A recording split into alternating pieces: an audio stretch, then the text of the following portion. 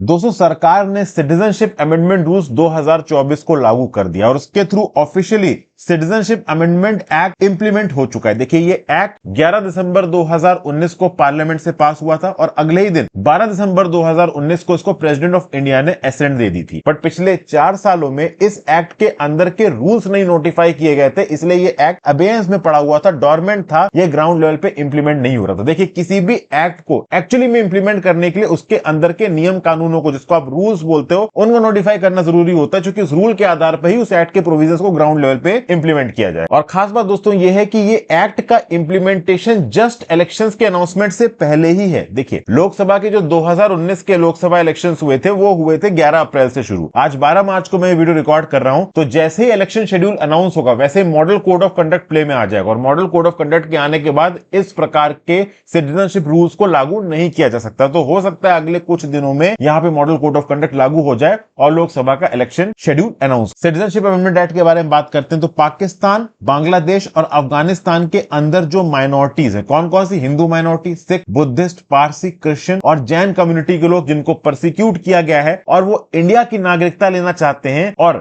यहां पे शर्त यह है कि कट ऑफ डेट से पहले वो इंडिया के अंदर एंट्री मार चुके हो। कट ऑफ डेट है 31 दिसंबर 2014। तो एज पर section 6B of the citizenship amendment act 2019 उनको भारतीय सरकार के सामने कुछ ऐसे डॉक्यूमेंट पेश करने पड़ेंगे जो कि इस बात को प्रूव करें कि हां वो इंडिया के अंदर 31 दिसंबर 2014 से पहले एंट्री मार चुके थे। वो पासपोर्ट की कॉपी हो सकती है, वीजा की कॉपी हो सकती है, सेंसर इन्यूमरेटर्स द्वारा इशू किया गया कोई स्लिप हो सकता है, कोई इंश्योरेंस पॉलिसी हो सकती है। बस शर्त यह है कि ये पर्टिकुलर डॉक्यूमेंट इंडियन अथॉरिटीज द्वारा इशू किया गया हो और 31 दिसंबर 2014 से पहले इशू किया गया। उसके साथ साथ सिटीजनशिप अप्लाई करने वाले लोगों को पाकिस्तान, अफगानिस्तान या बांग्लादेश की किसी अथॉरिटी द्वारा इशू किए गए बर्थ सर्टिफिकेट को, टेनेंसी रिकॉर्ड्स को और आइडेंटिटी पेपर्स को इंडियन अथॉरिटीज के सामने पुटअप करना पड़ेगा, ये देखने के लिए कि हां भाई ये उन देशों की माइनॉरिटी। और पैरेलली इंडिया के अंदर कोई रेप्यूटेड कम्युनिटी इंस्टीट्यूशन इस बात को सर्टिफाई करे ऑन पेपर कि हां भाई ये लोग हिंदू हैं या सिख हैं या बुद्धिस्ट हैं या जैन हैं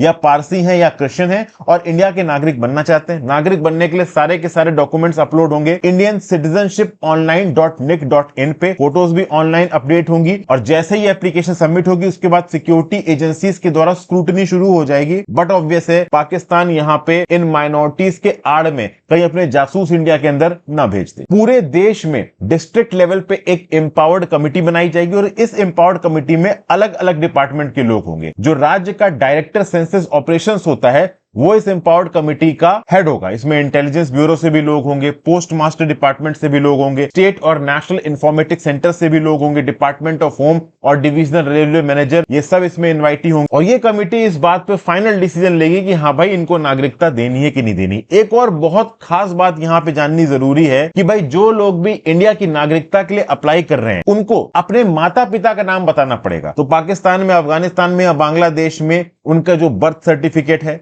या फिर उनके माता पिता का पासपोर्ट, जिससे एक बात क्लियर हो जाए कि उनके माता पिता की डेट ऑफ बर्थ क्या है, क्योंकि इससे ये सर्टेन करने में आसानी होगी कि हाँ भाई ये बंदा एक्चुअली में एक माइनॉरिटी है अफगानिस्तान, पाकिस्तान या बांग्लादेश की। अब रिकॉर्ड्स तो इन कंट्रीज में फॉर्ज करने आसान है, इतना मुश्किल नहीं, और इंडियन अथॉरिटीज के लिए इसको ग्राउंड लेवल पे वेरीफाई करना बहुत मुश्किल है।